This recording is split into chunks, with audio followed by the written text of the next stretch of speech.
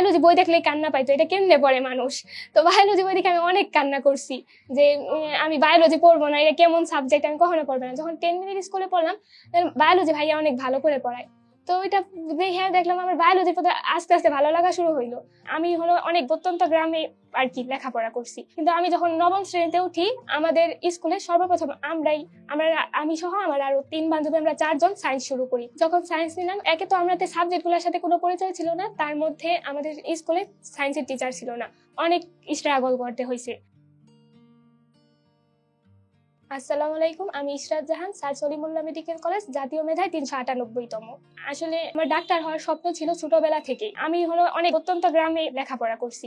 দেখা গেছে যে আমার জার্নিটা 8ম শ্রেণী পর্যন্ত ভালোই ছিল, কিন্তু আমি যখন নবম শ্রেণীতে উঠি, আমাদের স্কুলে সর্বপ্রথম আমি সহ আমার আরো 3 বান্ধবী, আমরা 4 জন সায়েন্স শুরু করি। যে আমাদের স্কুলে কোনো সায়েন্সের টিচার ছিল না, আমাদের অনেক স্ট্রাগল করতে হয়েছে। আমাদের স্কুলে সায়েন্সের টিচার ছিল না, তখন আমি একদম অনেক বাধায় পড়ে গেলাম যে সায়েন্স কিভাবে পড়বো। আম্মু অনেক টেনশন করলো। তো আমাদের পাশে গ্রামের এক টিচার, তার বাসায় যাই আমরা পড়া শুরু করলাম। তো দেখা যাইতো যে স্যার সময় দিতে পারতো না। আমাদের এরকম হয়েছে যে শীতের সময় তো বিকালে দিন অনেক ছোট থাকে, তো স্যার সবসময় বিকালে পড়াইতো, ওই সময় দেখা যাইতো সন্ধ্যা হয়ে যাইতো। আমাদের স্যার বলছে তোমরা সকাল 5টা বাজে আসো।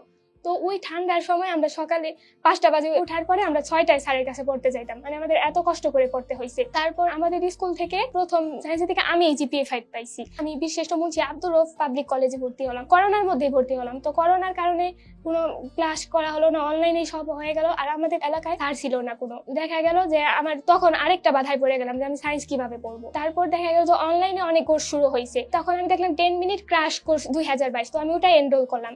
এনরোল করার পর আমি দেখলাম আমি আসলে বায়োলজি একদম বুঝতাম না। আর এই ক্র্যাশ কোর্সের পাশাপাশি দেখা যেত যে আমি একটা টপিক বুঝতেছি না। তো ওই টপিকটার জন্য আমি 10 মিনিট অ্যাপ যা আসার ওই ভিডিওটা দেখলেই দেখতাম যে ওই টপিকটা অনেকটাই ক্লিয়ার হয়ে গেছে। আসলে আমার জীবনে অনলাইন ক্লাসগুলো একটা ব্লেসিং হিসেবে আসছিল। ছোটবেলা থেকে তো স্বপ্ন ছিল মেডিকেলে পড়বো। আসলে আম্মু আব্বু আছে, ছোট বোন আছে, মানে তারা অনেক স্যাক্রিফাইস করছে আমার জন্য। ফেসবুকের মাধ্যমে আমি 10 মিনিট স্কুল সম্পর্কে জানতে পারছি। ওই বায়োলজি ক্লাসটা প্রথমে আমি বায়োলজি দেখে অনেক ভয় পাইছি যে এটা আমি কেমনে পড়বো।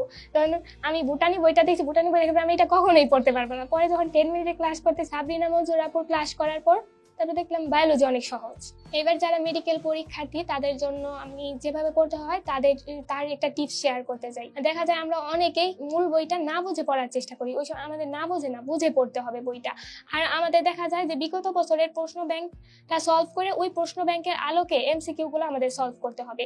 ইংরেজি আর জিকের জন্য জেনারেল নলেজে এবার দেখা গেছে যে মেডিকেল অ্যাডমিশনে বাংলাদেশের ইতিহাস ও মুক্তিযুদ্ধ থেকে 10টা কোশ্চেন আসছে। তো আমাদের মানে বাংলাদেশের ইতিহাস ও মুক্তিযুদ্ধ 1947 থেকে 71 পর্যন্ত সম্পূর্ণটা পড়তে হবে। প্রাচীন বাংলার ইতিহাস থেকেও আমাদের এবার 2টা কোশ্চেন আসছে, তো ওইগুলাও দেখতে হবে। মানে পুরোটাই আর কি বাংলাদেশ ইতিহাস ও মুক্তিযুদ্ধটা দেখলে আমরা জেনারেল নলেজ সম্পূর্ণটাই পারবো।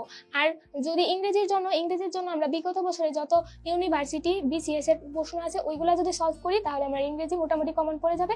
আমি তো আগে অনেক কষ্ট করে আসছি, তো অনলাইন ক্লাস করার পর দেখা গেল যে আমার অত কষ্ট করতে হয়নি। মানে আমার অনলাইন ক্লাস 10 মিনিট আসছে আমার জীবনে আশীর্বাদ হিসেবে। ডাক্তার হয়ে সবার সব আমার সব হয়েছে, কারণ আমি যে গ্রামে বাস করি সেখানে অনেক মানে আশেপাশে গরিব মানুষ আছে, তাদের আমার মানে অনেক সাহায্য করার ইচ্ছা। মানে তাদের চিকিৎসা দিয়ে সাহায্য না, তাদের আর্থিকভাবেও সাহায্য করার আমার অনেক ইচ্ছা আছে।